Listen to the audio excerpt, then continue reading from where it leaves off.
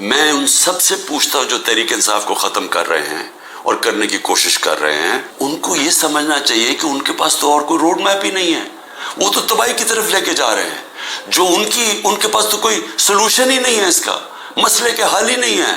ان کا مسئلے کا حل صرف ایک نظر آ رہا ہے کہ تحریک انصاف اور عمران خان کے اوپر کانٹا ڈال جائے، یا وہ تحریک انصاف اور عمران خان کے بغیر۔ لیکن میں پھر آخر میں یہ کہنا چاہتا ہوں، یہ کبھی ہو ہی نہیں سکتا۔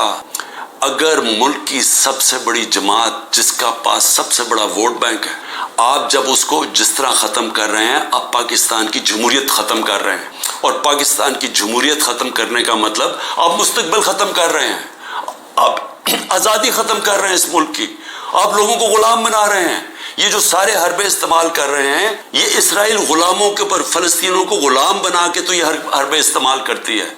یہ کشمیر کے اندر، مقبوضہ کشمیر میں ہندوستان کشمیریوں پہ کر رہی ہے یہ چیزیں، یہ اپنے لوگوں پہ کوئی ایسا نہیں کرتا ظلم۔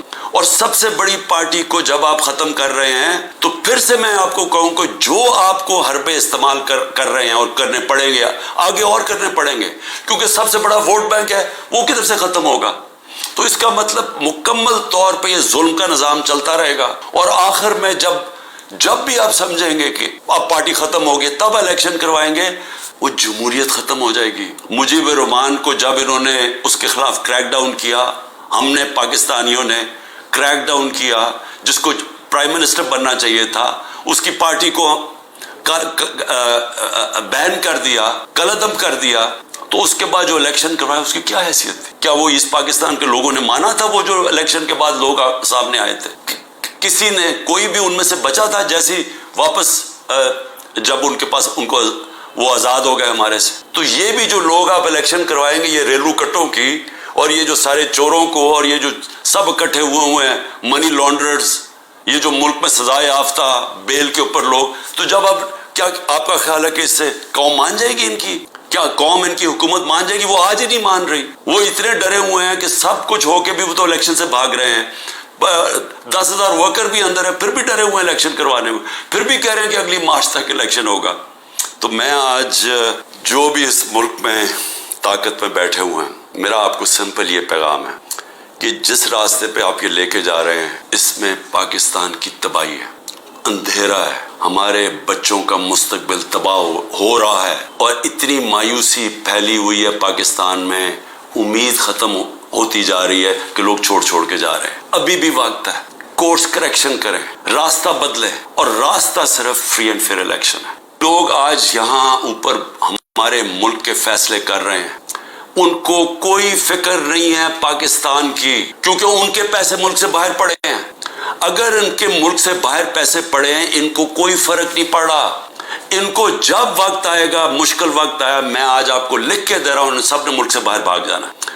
کم از کم جو اسٹیبلشمنٹ ہے ایک کام تو کرے نا، ان سب جو یہاں آج فیصلے کر رہے ہیں، ایک کام کرے کہ ان سب کو ECL پہ ڈالے، اور ECL پہ تب تک ڈالے جب تک الیکشن نہیں ہو سکتا، کیونکہ اگر انہوں نے، ان کا سٹیک ہی پاکستان میں نہیں ہے، تو ان کو تو کوئی فرق نہیں پڑنے لگا، ملک بیٹھ رہا ہے، ان کو تو، ان کے جب ڈالرز میں پیسے پڑے ہیں، روپیہ گر رہے ہیں، ان کی تو دولت کو کوئی فرق نہیں پڑ رہا، لیکن پاکستانی تباہی کی طرف جا رہے ہیں۔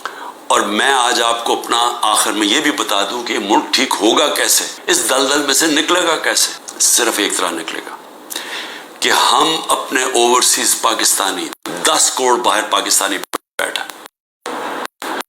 میں پھر سے آپ کو بتا دوں کہ صرف امریکہ کے اندر 16,000 پاکستانی امریکن ڈاکٹرز ہیں، ان کی جو سالانہ ان کی جو ویلتھ ہے وہ $200 ارب ہے، صرف 16,000 کی۔ جو ٹاپ اس وقت 10 پاکستان کے بزنس مین ہیں امریکہ میں، ان کی ورتھ $25 ارب ہے۔ اگر ہم نے کسی وقت بھی باہر سے اپنا جو اوورسیز پاکستان نے سرمایہ کاری کرنی شروع کر دی، وہی بچائے گا اور انڈیا نے جب اپنی اکانومی کھولی تو سب سے پہلے سرمایہ کاری اوورسیز چائنیز اور اوورسیز انڈینز نے کی۔ ہماری بھی جو سرمایہ کاری اور فیوچر ہے وہ شارٹ ٹرم ہے اپنے اوورسیز پاکستانیز کے ہاتھ میں۔ وہ اوورسیز پاکستانی نہیں آئیں گے، یہ جو حرکتیں کی جا رہی ہیں وہ لوگ چھوڑ کے جا رہے ہیں، یہاں سے لوگ پیسہ باہر لے کے جا رہے ہیں۔ اس وقت جو ہمارے پروفیشنلز ہیں وہ چھوڑ کے جا رہے ہیں، कीमती प्रोफेशनल जिनके ऊपर सरमाया कारी करके उनको ट्रेनिंग दे के जो जिनके पास हुनर है उनके लिए तो दरवाजे खुले हैं दुनिया के, वो तो कहीं भी जा सकते हैं दुनिया में।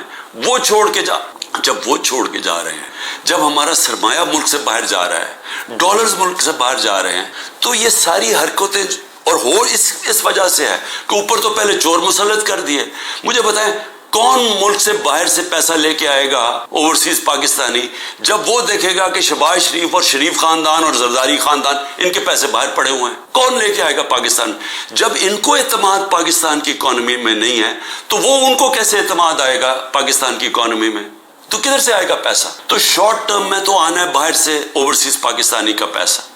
ओवरसीज पाकिस्तानी पैसा तब लेके आएगा जब रूल ऑफ लॉ कायम करेंगे, जो आज खत्म किया जा रहा है, जिसकी कब्र खोदी जा रही है। जब तक जस्टिस सिस्टम में, हमारे जस्टिस सिस्टम में इन्वेस्टर को, सरमायाकार को इत्तेमाद नहीं होगा, पैसा नहीं आने लगा, और जब तक इस मुल्क में पैसा नहीं आएगा, अपने डॉलर्स नहीं आएंगे, हम ये जो 30 अरब डॉलर हमने एक साल में देना है, हम किधर से देंगे? हम तो और डॉलर्स ले रहे हैं, हम तो इस वक्त IMF से और कर्जे मांग रहे हैं, हमारे पास तो सकत ही नहीं है पैसे देने की। तो इसलिए इंडिया ने भी, और जिस तरह अदलिया ने, ये एक प्रोसेस था, एक जद्दोजहद करके एक वकला मूवमेंट शुरू हुई थी 2007 में, जिसकी जद्दोजहद में अदलिया आज़ाद हुई थी और लोगों को एतमाद था कि अगर हुकूमत हमारे पर जुल्म करेगी तो अदलिया खड़ी है रास्ते में। वो ख़त्म हुआ है, उसको सारा दिन ब दिन उसको ख़त्म करते जा रहे हैं कि लोगों का एतमाद ही उठ रहा है। हमारी पार्टी का तो एतमाद ही उठ गया है कि लोगों को निकलते हैं, जज ऑर्डर भी करता है, कुछ सुनता ही नहीं है जज की। मुझे ये बताएं कि मैंने आइन को सामने रखते हुए मैंने तब ये फैसला किया कि हम ये पंजाब की गवर्नमेंट नहीं चला सकते, ये गिराने की कोशिश कर रहे थे, तो हमारे पास तो एक की मेजॉरिटी से गवर्नमेंट हमारी बची हुई थी, हम तो काम कर ही नहीं सकते थे। सारा वक्त कोशिश हो रही थी गवर्नमेंट गिराने के लिए, पैसा चल रहा था, ऊपर से नामालूम अफराद पूरा जोर लगा रहे थे गवर्नमेंट गिराने के लिए। तो हमने आइन को सामने रखते हुए इलेक्शन डिसॉल्व की अपनी गवर्नमेंट। वही हमने पख्तूनख्वा में की, वहाँ पैसे नहीं दे रहे थे, जो कबायली इलाका जो ज्वाइन किया था उनके लिए फंड्स हमने ज्यादा दिए हुए थे, वही बंद कर दिए उन्होंने, हेल्थ कार्ड का पैसा नहीं आ रहा था। तो जब हमने सोचा कि हम गवर्नमेंट ही नहीं चला सकते, हमने आइन के मुताबिक, दुनिया की पार्लियामेंट्री डेमोक्रेसी की रवायत के मुताबिक, आइन के मुताबिक हमने अपनी गवर्नमेंट डिसॉल्व कर दी। 90 दिन में इलेक्शन होना था, हमें तो कोई इलेक्शन ही नहीं मिला। यानी ओपनली आइन की इन्होंने खिलाफ वर्जी की है। और मैं अपने सुप्रीम कोर्ट से अब इंतजार कर रहा हूं कि ये तो आपकी अब क्रेडिबिलिटी एट स्टेक है, सारे सुप्रीम कोर्ट की क्रेडिबिलिटी स्टेक पे है कि अगर आप आइन में 90 दिन में इलेक्शन ही नहीं आप करवा सके, तो मुझे बताएं क्या चीज रोक रही है कि इन्होंने अगर अक्टूबर में सोचा कि जी अभी तहरीक इंसाफ अभी भी जीत सकती है तो अक्टूबर भी ना इलेक्शन करवाएं। ये तो सारा पाकिस्तान का जब जिसके ऊपर बेस होती है, देखिए जमहूरियत बेस होती है आइन के ऊपर, आइन के मुताबिक कानून बनते हैं। तो जब एक दफा आइन की खत्म हो गई, सुप्रीम कोर्ट की वर्डिक्ट्स की परवाह नहीं हुई, तो वो बन जाती है बनाना रिपब्लिक। और बनाना रिपब्लिक का कोई मुस्तकबिल नहीं होता, जो मैं अभी आपको बताने लगा हूं माशी तौर पे। और फिर मीडिया, और मीडिया का भी एक 20 साल का सफर था। उससे पहले तो मीडिया बंद था, उससे पहले तो सिर्फ जो इलेक्ट्रॉनिक मीडिया था वो तो सिर्फ PTV थी। तो जनरल मुशर्रफ, उसको दाद दे हम कि वो एक डिक्टेटर होते हुए उसने मीडिया खोल दिया, क्योंकि जनरल मुशर्रफ के साथ सपोर्ट थी, लोग तंग थे इन दोनों पार्टी से, इनकी करप्शन 2 दफा करप्शन में गई, लोग तो तंग थे। तो लोगों ने मुशर्रफ को खुश आमदेद उसको वेलकम किया। मुशर्रफ ने मीडिया खोल दिया, इलेक्ट्रॉनिक मीडिया, और वो फिर इलेक्ट्रॉनिक मीडिया ने शऊर पैदा किया पब्लिक के अंदर।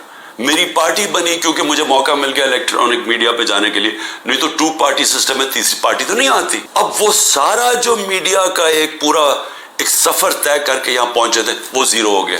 एक हुक्म मिला है कि इमरान खान का आपने नाम नहीं दिखाना, यानी जो सबसे बड़ी पॉलिटिकल पार्टी है, जिस लीडर के ऊपर इस वक्त सबसे ज्यादा पब्लिक ओपिनियन में सपोर्ट है, उसको गायब कर दिया। तो दिखाना क्या फिर मीडिया, और फिर सहाफी चुप करके। यानी मैं आज देखना चाहता था कि कितने में दम है, क्या वाकई आप आजादी राय और आजादी मीडिया के साथ खड़े थे, या आपको कितनों को सिर्फ ये आजादी राय के पीछे छुप के एजेंडास के ऊपर काम कर रहे थे। اور مالکان کے جو ایجنڈاز ہیں ان کے اوپر کام کر رہے تھے، اور مالکان ان سے فائدہ اٹھاتے ہیں. ان کو اتنا فائدہ اس سے نہیں ہوتا جو چینل سے ملتا ہے، ان کو جو بزنسز میں فائدہ ہوتا ہے. تو کتنے صحافی تھے جو ان ایجنڈاز پہ چل رہے تھے. اللہ کا کرم یہ ہے کہ دودھ کا دودھ پانی کا پانی ہو رہا ہے. اس مشکل وقت میں لوگوں کا پتہ چلتا جا رہا ہے، اور میڈیا کی پوری سمجھ آنی شروع ہو گئی ہے کہ میڈیا کدھر کھڑا ہے، اور لوگ سارے سوشل میڈیا پہ چلے گئے اور سوشل میڈیا سے اب انفارمیشن لے رہے ہیں، کیونکہ قوم کو تو پتہ چل گیا کہ میڈیا اب سینسر ہو گیا بالکل.